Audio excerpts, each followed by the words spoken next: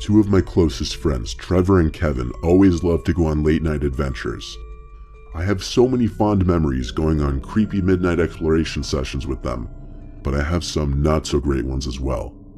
However, the worst experience was the night we went to Joyland Amusement Park in Kansas, an abandoned park surrounded by a somewhat typical suburban area. We lived only 10 minutes away from the park, so we figured it would be our next late-night destination. We always brought our Phoenix flashlights, backpacks, and boots whenever we went to places like this.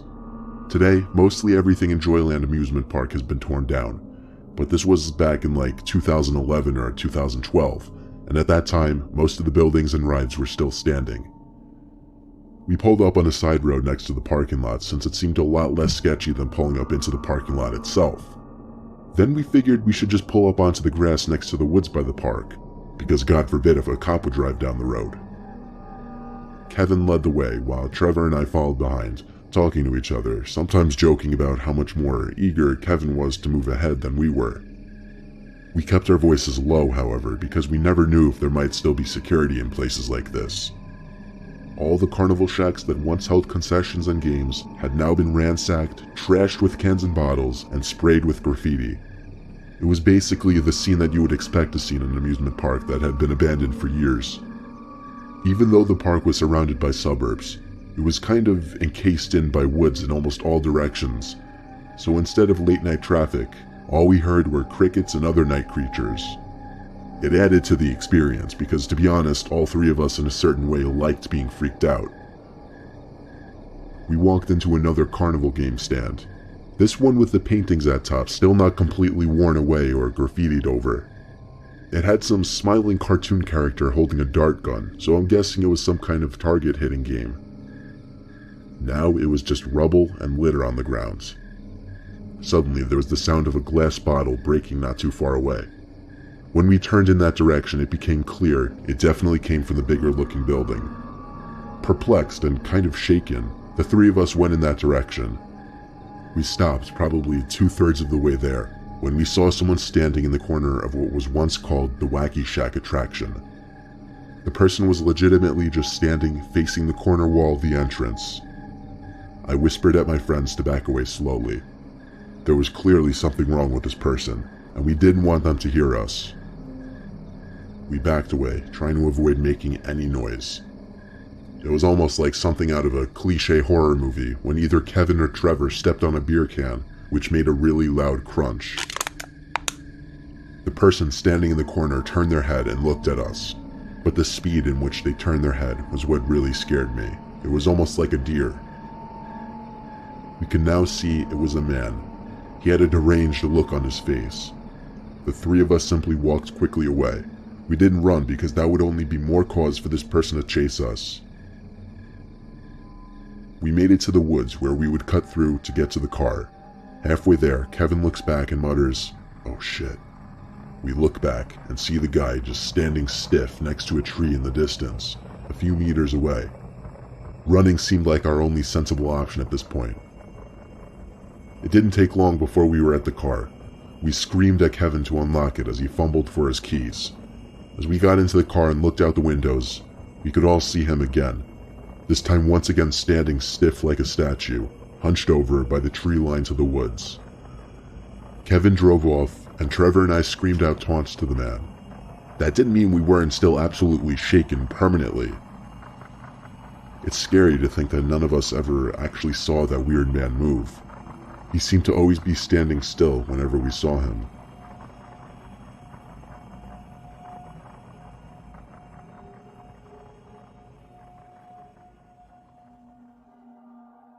I was taking my family on a road trip to South Florida. It was a long 2-day drive, and I could tell my kids were getting restless. I saw a sign for an amusement park zoom by on the parkway, so I figured I'd treat my kids and take them to an amusement park for a couple hours. It was late already anyway, so we were just going to stop at the hotel soon. I figured I might as well. My wife and I followed our 2 kids, Tommy, 7, and Trish, 5. They ran ahead of us to find a ride they wanted to go on. I had to admit, this was one pathetic-looking amusement park. There weren't many other people there. There weren't many attractions either. More than half of what appeared to once be attractions and games were now just empty stands and buildings. As long as the kids were happy though, that's all that really mattered. Tommy was running so far ahead, pointing at one of the rides ahead in the dark. I thought for sure he was pointing to the Ferris wheel, but when he made an unexpected turn left and out of sight, my wife and I screamed for him to come back here immediately. When he didn't come back, I told my wife to wait there with Trish while I ran as fast as I could to chase after Tommy. I couldn't find him anywhere though. My heart began to race. The feeling of losing your small child is a painfully scary feeling that will literally make you feel sick inside. I stood in place looking around in a full 360 motion, breathing heavily, afraid someone might have taken my son. I ran to the nearest worker I could find and gave them my son's description. They called on a loudspeaker for Tommy to come to the front entrance. In the meantime, I still ran all over the place searching for him. I stopped dead in my tracks and I felt my heart drop when I found him. He was over by a wall of bushes next to a bathroom building. He was talking to someone who was apparently in the bushes. Then it looked like he was pulled into the bushes. I screamed Tommy's name as I took a break for the bushes. There was nobody around to serve as a witness or come and help me. I got to the bushes and heard Tommy talking to someone. I didn't hear the other person's voice though. I pushed my way through the bushes and saw Tommy being pulled. I didn't see by who though. I ran to him and pulled him, but I felt something else on the other side of another layer of bushes pulling him in that direction. But quickly, whatever it was let go, and I pulled Tommy into my arms. I told him to wait there as I pushed my way through more bushes to a small opening surrounded by trees. There was no one in sight. I had no idea how whoever it was could have gotten away that quickly. I still don't. When I got back to my son, I took him back in public eye of the park and put my hands on his shoulders, shaking him as I was asking him who he was walking with. He said he was following some guy named George. He said George was a lot older than him. I took him back to the front entrance of the amusement park and had him describe George to the workers. They said they'd keep a sharp lookout for him, and we promptly left the park. We went straight to a hotel, and the rest of our trip from there was normal, except for the fact that I couldn't get the incident out of my head.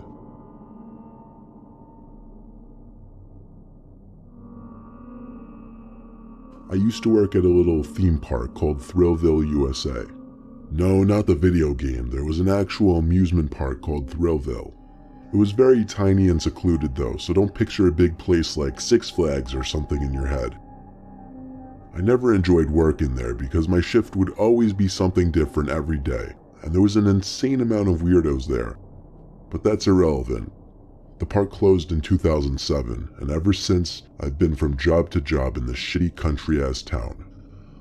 One cloudy evening on my own in 2009, I decided it would be fun to go check out what's become of Thrillville, since it had been shut down and abandoned for 2 years at the time. I pulled up to the parking lot, which was of course empty.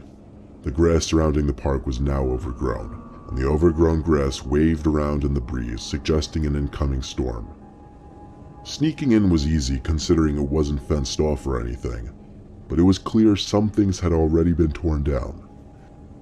Still, at the time, mostly everything was still standing, but it had become so much creepier now.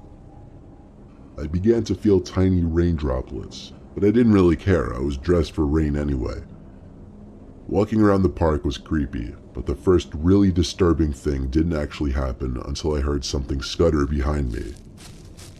To be honest, I couldn't tell if it was a person or an animal, but something was definitely there. I didn't see anything though, so I just pressed onward, choosing to ignore it. I was snapping constant pictures with my Canon camera that I took along because for a few months I was kind of into photography. You know, a passing interest. I snapped away at different buildings, the defunct roller coaster, the big old yellow slide that was now covered in mud stains. Then there were the buildings like the bathrooms, the main office, the varying maintenance shacks. I decided I would start with the bathrooms. I don't know why I thought that would be interesting, but I did. I stepped into the men's side of the bathrooms, which was obviously pitch black inside. The lights no longer worked, so I had to turn on the flash on my camera, kind of like that scene from the first Saw movie. I took a picture of the sinking mirror and checked the image quality. The light flash on my camera was very bright, so pictures in the dark always came out clear. Then I heard the slightest little ting sound. It came from the side of the bathroom with the stalls. I called out, "Is someone in here?" There were 2 stalls from what I remember. I went over to the first stall and pushed the stall door open slowly. I aimed my camera into the stall and took the picture. The light revealed nothing but a toilet in the stall. I moved on to the next stall and pushed the door open. With this one, I was having trouble drawing up the nerve to take the picture. It took about 5 seconds before I pressed the button, and the camera light flashed, and in that brief moment of light, I saw a tall figure looming down at me. I shut the stall door and screamed as I ran back outside to the light and to my car. When I got to my car, I checked the picture I captured in that stall. In the picture was a figure, probably 6'3", standing in front of the toilet, but for some reason the face was blurry. I couldn't see any distinguishing features, but it seemed to be a man. As I browsed through some of the other photos, I picked up on something disturbing.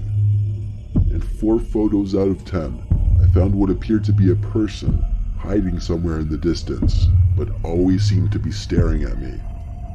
In 2 pictures, the person was in the woods. In 2 others, they were behind buildings or rides. I never sent those pictures from my camera onto my computer, but I think they're still on the camera. I just haven't seen it in years. It might be in my attic. If I find it, I'll post them online, but I quite frankly never want to see that picture again.